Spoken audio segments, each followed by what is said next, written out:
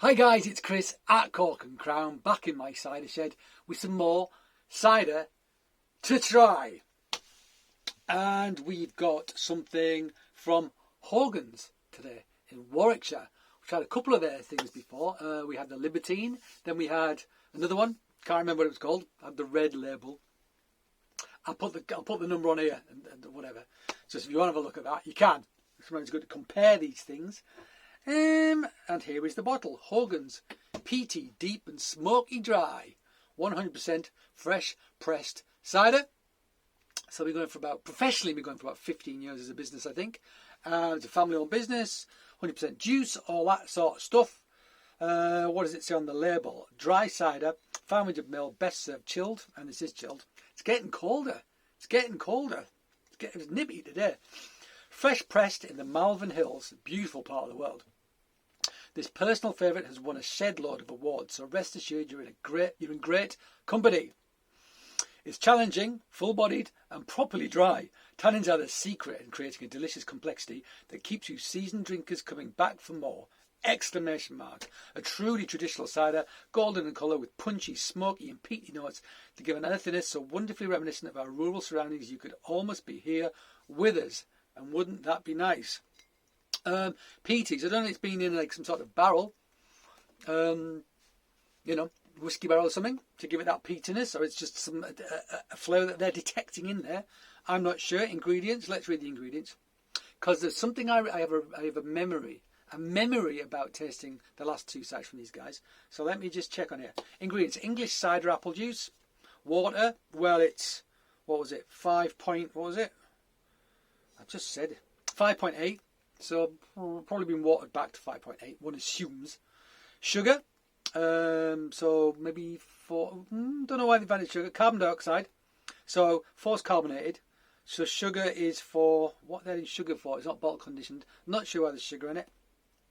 Malic acid. Preservative, potassium, metabisulfite, sulfites. Don't really care about that. That's fine.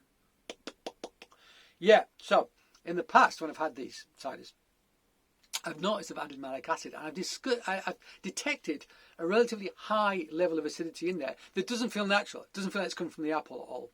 And it's malic acid, and these are bittersweets, I think, so it's not something you would normally get. You wouldn't get a lot of acidity out of a bittersweet generally. There's some acidity, but not a lot. Sharps and bitter sharps are what bring acidity. I just felt there's a little out of whack, a little bit heavy-handed with the malic acid, I thought. That was what I thought. So I'm interested if I detect it again in this one, because I got it in both of the last two. So let's open it. Why are they putting sugar in? Not going to be chaptalizing. With the watering it back to 5.8. Why are they adding sugar? Don't know. Pop. Very gentle. Pop. Any smoking gun? Not really smoking gun. Really low carbonation, it would seem. Although I can see it foaming up in there now, as you can too, I assume. Cider salon glass. My favourite tasting glass now. So there you go. Fizzy. Don't know how fizzy. Decent head on it. Get me thingy-majig out. Matron. So bright. So one assumes it's filtered. It may not be filtered. I'm not sure. But it's forced carbonated. Don't know if they're using a wild yeast or not. Didn't say so. I'm guessing maybe they aren't actually. Based on their kind of like philosophy, I would have thought they'd be using a wild yeast. They basically harvest, they put them in fermenters, they leave it to ferment naturally through the winter. So, what happens, So, but they may be adding a cultured yeast. I'm not sure. I'd like to think it was wild. I think wild yeast just adds more character. More terroir, if you like, the local microorganisms help you make the cider. That's great. Let's smell it. Did I say much about the colour? I mean, sort of straw gold, I want to say. So it looks like it's been watered back a bit to get that sort of slightly lighter colour. But, perfectly normal thing to do. Lots of great ciders are watered back a bit just to lower the ABV. I do not have an issue with it. So, on the nose, acidity. I'm getting acidity on the nose, I really am. But it does smell of a proper cider. That slightly, sort of not like an eating apple sort of smell at all. There's that sweated, aged apple sort of character. earthier, more skin-like. But there's an acidity in here, and it's the first thing I noticed. Okay, and there is a smell of something dessert-like about it, something sugary. I mean, I know this is dry, but you can't smell sweet. You know, you can smell things that you associate with sweet. As I say again and again, like a stuck record. Makes me think some sort of lemon dessert is what it's made me think of. Lemon meringue pie, perhaps, or lemon drizzle cake, something like that.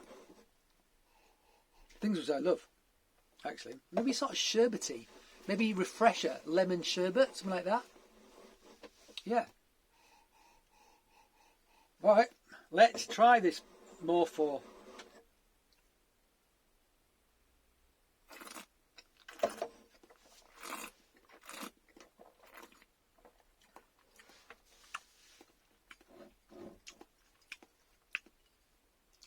So it is bone dry. Yep, it's properly dry. Delicate tannin. It's a bit too cold, unfortunately. It's a shame.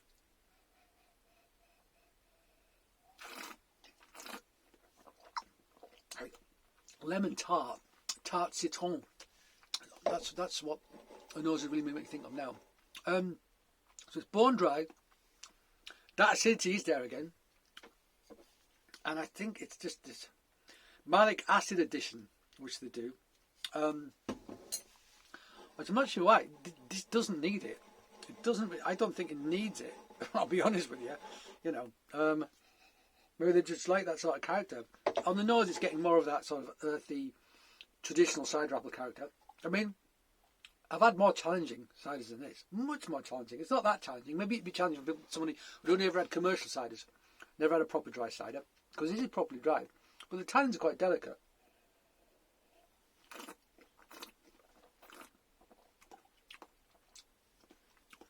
There are subtle, soft tannins on the front of the palate. I'm not getting any kind of hard tannin, leatheriness, bitterness on the back of the palate. It's quite a light drink, actually. It's much lighter than I thought it was going to be. Deep and smoky. Yeah, maybe hints of smokiness about it, but not much peaty. Yeah, maybe hints of that as well. I don't know if it's the power of suggestion or what, but the thing I get overall is that slightly sort of lemon sherbet, lemon tart kind of character, which is the acidity thing. And I feel like it's from that malic acid addition, but it doesn't feel like a malic green acid. It feels more like a citric lemon sort of thing going on.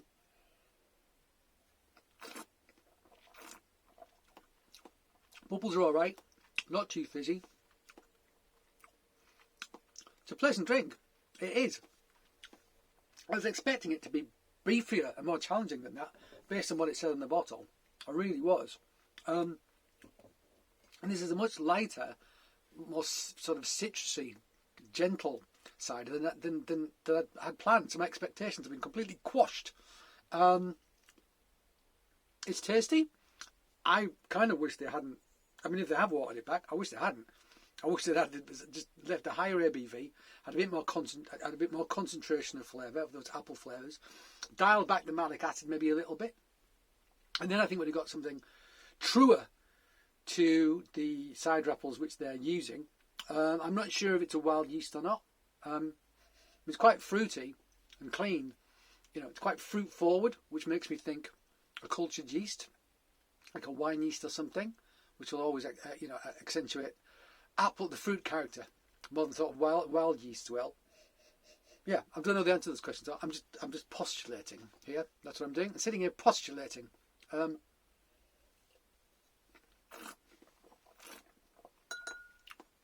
going to keep drinking this as it warms up.